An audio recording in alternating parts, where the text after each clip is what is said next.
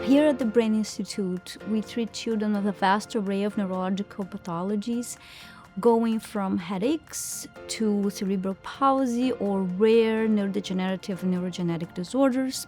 We have 14 multidisciplinary clinics and programs, and the offerings go from a headache clinic where you might see 2 or 3 specialists together to our very, very niche clinics, for example, our Angelman syndrome clinic or our Rett syndrome clinic that we run together with our patient association, where you might see 4 or 5 specialists.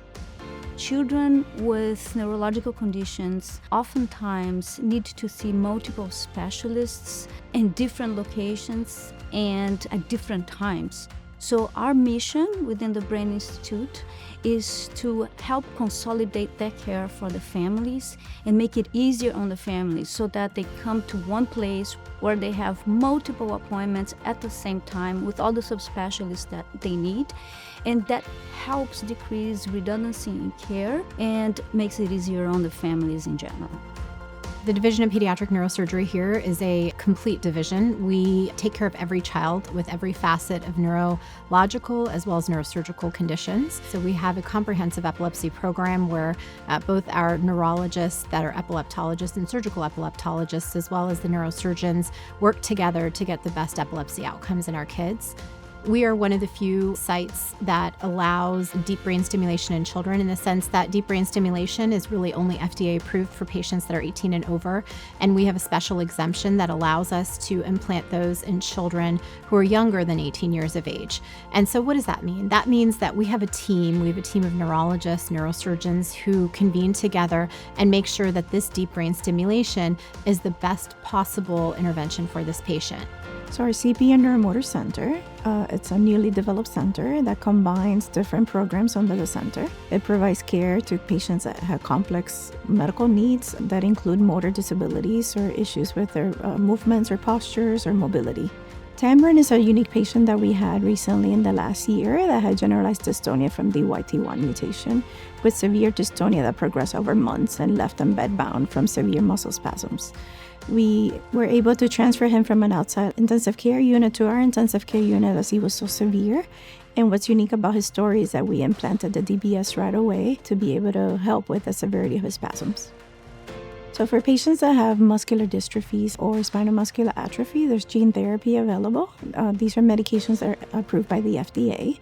They're very expensive medications, and you have to treat the patients and follow them very carefully after gene therapy. So for example, in patients with Duchenne muscular dystrophy, we know that these patients have progressive weakness. They're usually wheelchair bound by the time that they're 10 to 12 years old, and most of them will die in their 20s with no treatment. Now with the gene therapy, the hope is that it could halt that disease progression or slow it down significantly. Here at Nicklaus Children's Hospital, we have a fully operating research institute that helps support all the departments with any research projects. Research is crucial, especially for our multidisciplinary programs. We try to have that tripod of patient care, research, and teaching all combined within our programs. The Nicklaus Children's Hospital Brain Institute really tracks our outcomes when it comes to neurosurgical outcomes and care, as well as epilepsy outcomes, spasticity, movement disorder outcomes. It's something where we have a database where we go back and we take a look at these patients to make sure that we're providing the best care for them. It's part of our QI infrastructure here and part of our research infrastructure here, where it's important that we are honest about our outcomes and that we're honest about the care that we provide to the patients. And as such, patients are referred to us because the providers who are referring these patients to us know that we track this and know that outcomes are the most important thing for us. So our daughter Ella, she has Rett syndrome. She's 14. To have an entire team ready to give input, offer advice has been tremendous. The clinic, the team, they have been so helpful to us in our journey. When I first came to Nicklaus Children's Hospital, the very first thing that struck me was how nice and kind and warm people were. And that continues to this day. This is really part of the culture of this institution and the people who work here. People are engaged, they're kind, and that translates into the care that we provide to our patients. Doctors want to come here to Nicklaus Children's Hospital to be able to take care of our very diverse population. You are going to have the opportunity to be exposed to a vast array of neurological pathology. You're going to work in a very collegial environment with the opportunity to provide amazing cutting-edge clinical care, engage in research, as well as teaching of residents, fellows, and medical students.